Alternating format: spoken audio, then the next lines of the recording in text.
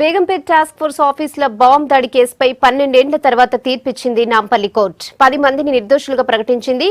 Court తీర్పుపై హైకోర్టుకు వెళ్తామన్నారు SIT అధికారులు.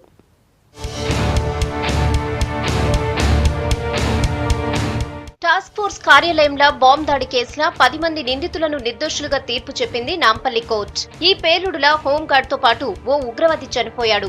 ఈ కేసులో 10 మందిని అరెస్ట్ చేసిన సిసిఎస్ పోలీసులు సరైన సాక్ష్యాధారాలు చూపలేకపోవడంతో వారిని నిర్దోషులని ప్రకటించింది కోర్టు.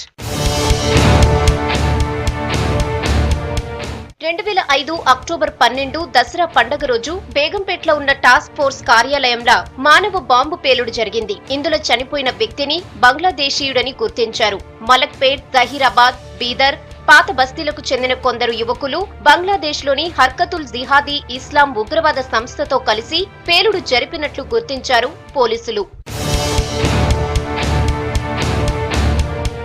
హైదరాబాద్ కు చెందిన 5గురు, బెంగళూరుకు చెందిన 2, బీదర్ కు చెందిన 3ని అరెస్ట్ చేశారు సిట్ అధికారులు. 2006లో 20 మంది మీద ఛార్జ్ షీట్ వేశారు. 12 ఏళ్లు కేసు విచారణ జరిగింది. నేరం రుజువు కాకపోవడంతో 10 మందిని నిర్దోషులుగా తీర్పు చెప్పింది కోర్టు.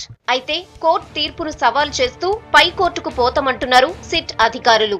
జడ్జ్మెంట్ చూసేనే తెలుసుకోవచ్చు what are the issues, what are the investigation, ఏమైంది, ద గ్రౌండ్స్ ఫర్ అక్విటల్, అవన్నీ అప్పుడే అనలైజ్ చేయవచ్చు. ఖచ్చితంగా జడ్జ్మెంట్ కాపీ చూసినాక we will analyse that, take opinion, legal opinion and legally forward తీసుకోవడానికి whatever is required will do that.